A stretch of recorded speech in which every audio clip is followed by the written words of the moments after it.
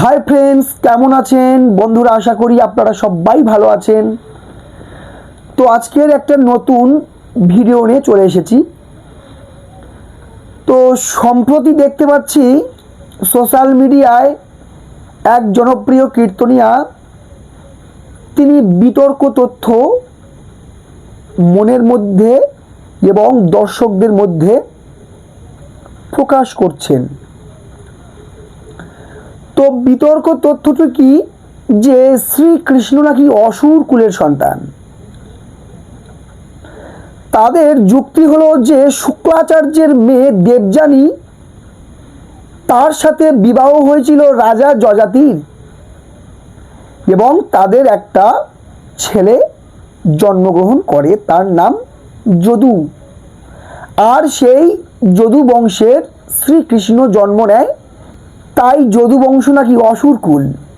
কিন্তু শাস্ত্রের পাতা যদি আমি উল্টে দেখি, সত্যটা কি তাই সত্যি? তো আমাদের সনাতন ধর্মের পরমেশ্বর ভগবান শ্রীকৃষ্ণকে নিয়ে এই দাবির পিছনে আসল সত্যটা কি? আসুন আজ আমরা মহাভারত ও ভগবত পুরাণের পাতায় সেই লুকিয়ে থাকা দৃশ্যটি আমরা আজকের জেনে নিই। প্রথমেই ধরা যাক ভুল ধারণা। শুক্রাচার্য ছিলেন অসুরদের গুরু ছিলেন, তাই তার নাতি যদুর রক্তেও নাকি অসুরের প্রভাব ছিল। কিন্তু শাস্ত্র কি বলছে?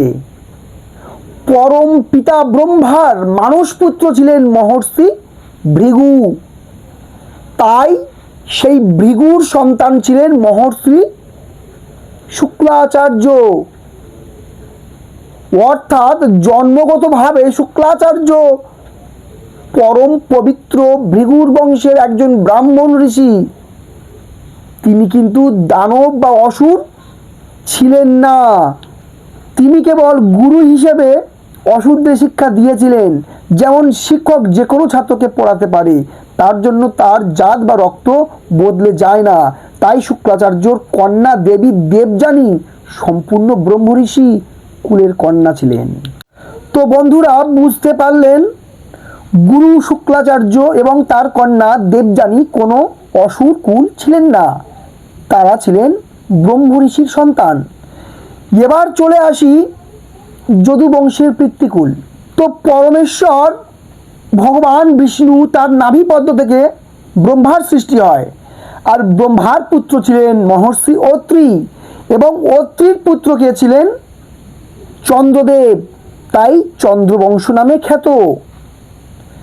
চন্দ্রদেবের পুত্র ছিলেন বুধ, বুধের পুত্র ছিলেন সম্রাট পুরুরবা। তার থেকে সৃষ্টি হয় রাজা যযাতি, এবং রাজা যযাতি কাকে বিয়ে করেন? দৈত্যগুরু শুক্রাচার্যের কন্যাকে দেবযানীকে বিয়ে করেন। তার ফলে একটা পুত্র সন্তান লাভ হয়, সেই পুত্র সন্তানের নাম হচ্ছে যদু, তাই যদু বংশের সৃষ্টি হয়েছে। সেই যদু থেকে সৃষ্টি হতে হতে হতে হতে সুরসেন সম্রাট হলেন, সম্রাট সুরসেন। সুরসেনের পুত্র ছিলেন 10টা, তার মধ্যে একজন ছিল বসুদেব। বসুদেবের 2টি স্ত্রী ছিলেন, একটা হচ্ছে দেবকী, একটা হচ্ছে রোহিণী। আর দেবকীর গর্ভে শ্রীকৃষ্ণ জন্মগ্রহণ করেন, আর রোহিণীর গর্ভে শ্রী বলরাম জন্মগ্রহণ করেন। আর সুরসেনের 5টা কন্যা ছিলেন। তো সেই 5টা কন্যার মধ্যে আমি বলি কুন্তী একজন। কুন্তী ছিলেন পাণ্ডবগণের মাতা। আর দ্বিতীয়টি হচ্ছে শতস্রবা, শতস্রবা ছিলেন শিশুপালের মা। তো এই হচ্ছে মূল ঘটনা। আমি আর 5টা কন্যার নাম বললাম না, সব কিছু জানলাম যে শ্রীকৃষ্ণ কোনো অসুর ছিলেন না। তো আমাদের মনের ভিতর থেকে যে সমস্ত ভাবনা ছিল সব কিছু দ্রবীভূত হয়ে গেছে। আজকের এই তথ্যটি আপনার কেমন লেগেছে কমেন্টে অবশ্যই জানান।